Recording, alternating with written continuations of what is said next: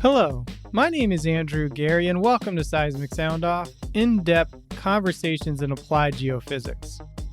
Getting involved in your professional association is the key to unlocking its power, and volunteering is a great way to get started.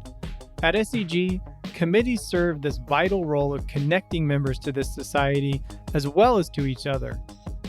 In this episode, I speak with Dr. Sergio Chávez-Pérez, chair of the Research Committee. We discuss what the committee does, how to get involved, and how it has impacted Sergio's career. Sergio also discusses why engaging geophysicists outside Houston, Texas is essential for the future of applied geophysics. Visit seg.org/podcast for Sergio's full bio and the link to read May's The Leading Edge, highlighting the committee. Now for our conversation. Okay, well, let's start with the first one here. Sergio, what is the goal and mission of the SEG Research Committee? The committee's goal is to improve communication among earth scientists interested in applied research. Our mission is essentially to advise the SEG Board of Directors on research matters, to identify research topics worthy of focused workshops, and to organize those workshops. In the committee, membership is essentially open to all researchers. And in addition to research, members are pretty active with editorial activities, training, and teaching. Lots of them are very famous, well-established academics, as well as highly specialized practitioners and experienced advisors and consultants. So we can easily say it is a pretty fancy geophysical crowd. You know, the Research Committee recently highlighted the need for additional international opportunities. What regions does the committee particularly see a value of growing its presence on behalf of exploration geophysics? We feel that there has been a lack of international opportunities in general concerning workshops outside of the USA. The problems of exploration geophysics, for instance, are very exciting and challenging in areas like Latin America. So we feel we should expand and include the region further in SEG research workshops. And there was also mention about the need for increased footprint in Asia. Those are two of the main regions that we feel that the SEG might perform much better. You state in the article that the committee itself has long been considered one of SEG's largest, most active, and most cantankerous committee. Could you provide a glimpse into the work and the meetings of the committee itself? And actually, the word cantankerous made some noise. And I should acknowledge that the Ruth Bridges, first by President back in 1993, I think he is the first one who mentioned it. Well, the research committee meets twice a year, with much of the committee's business conducted essentially by email. The first meeting, usually larger meeting, takes place during the SEG annual meeting. And that's where we discuss general matters, and we usually have a fancy dinner. The second, our winter meeting, usually takes place in January or early February. And that is the time when we discuss workshop topics, debate about them, and the members vote for the best option. The committee is made up of a variety of members with unique views and interests. So you can imagine that committee meetings, at least from my perspective, have always been full of bright people discussing their views and defending them with great arguments. I have been a member of the committee since 2003, and I have witnessed and participated in lots of great meetings and dinners. And I can assure you that one can easily learn lots of little big wisdom nuggets from each member. None of them is boring or passive, much less quiet or shy. So that gives people a feeling of how the meetings usually go. Sounds like it's an excellent place to sharpen your intellect and your expertise and such a inviting atmosphere to debate and have serious conversations. It's always an adventure from my humble experience. Well, 17 years, that's a lot of experience in this committee. What do you think is most important for geophysicists to focus on right now? Well, I'm convinced that we geophysicists in general and related professionals, either practitioners or researchers, have to focus on the business relationship and the climate for future research and technological development and professional practice. The main problem some of us actually foresee is how will the next normal is going to look like? Because to a large extent, the oil and gas market has essentially escaped from a collapse. Shale explorers are facing lots of problems, just to mention a couple of quick examples. And I should point out that, for instance, some of the members of the research committee also participate by supporting the business of applied geophysics sessions that will be held during the SEG annual meeting. So in a nutshell, I think we really need to focus on the business models that we have that will allow us to keep going as a community, not only as SEG members, but also as professionals. I think that's our main concern. You've been very active in those business of applied geophysics sections the last 2 years that they've been at the annual meeting. How has your participation, leading those workshops, being a part of those sessions, how have they impacted how you see the role of the research committee moving ahead? Has it led to you advocating or looking at different approaches the research committee could take based on those bag sessions that you have participated in? Well, that's what I have tried, because I guess I should mention this. I'm the first chair of the research committee that does live outside of the US.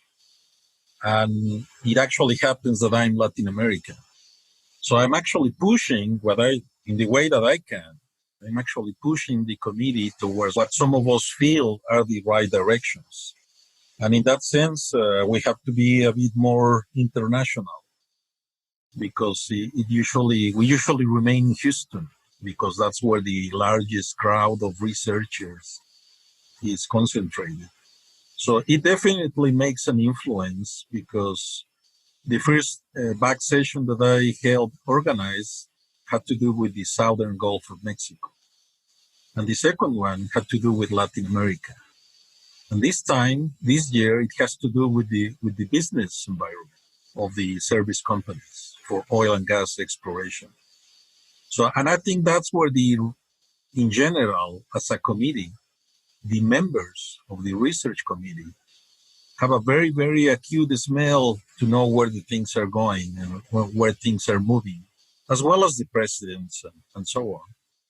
So I think it really makes an influence. And that's why some of us have been very privileged to be invited to help with the organization. And we have learned a lot from the experience. You've been an extremely active member of a lot of professional societies and organizations. You served as chair of the research committee. You've served as associate editor for geophysics, reviewer for interpretation, workshop organizer. There's really a lot of things to list across so many organizations. Given just your level of involvement and success in this field, what one piece of advice would you offer someone looking to succeed in geophysics?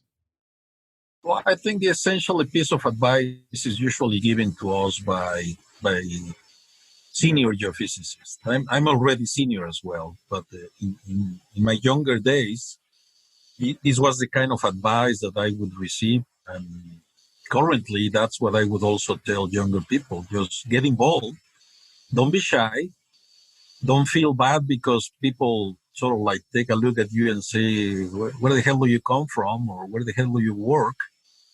So we always face skepticism and sometimes even some sort of segregation because we don't belong to the big companies or the most dominant exploration countries.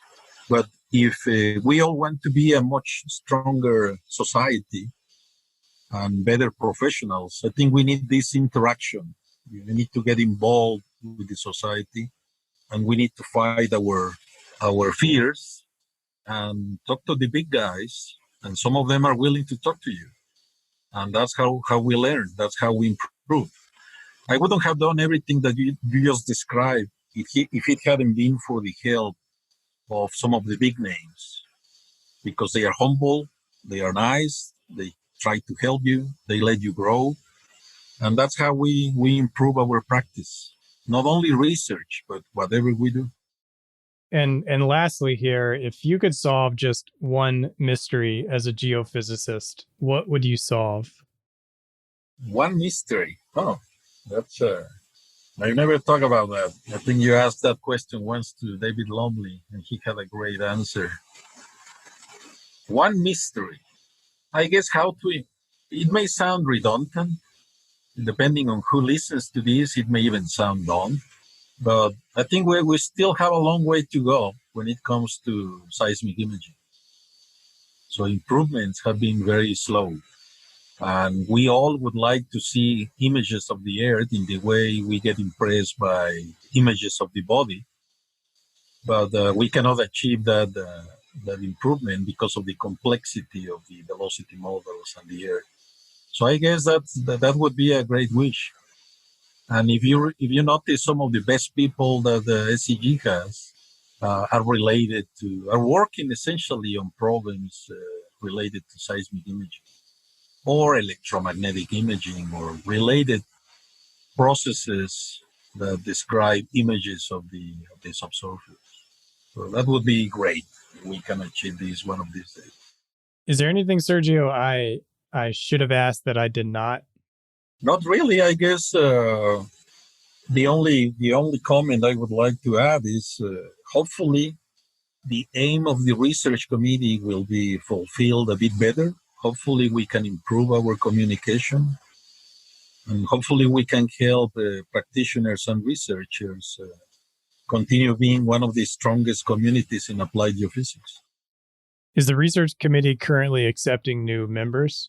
All the time. But maybe as a final comment, as a final corollary, let me just share how I came into the committee, which was sort of unusual, but that's also the way we can handle admission.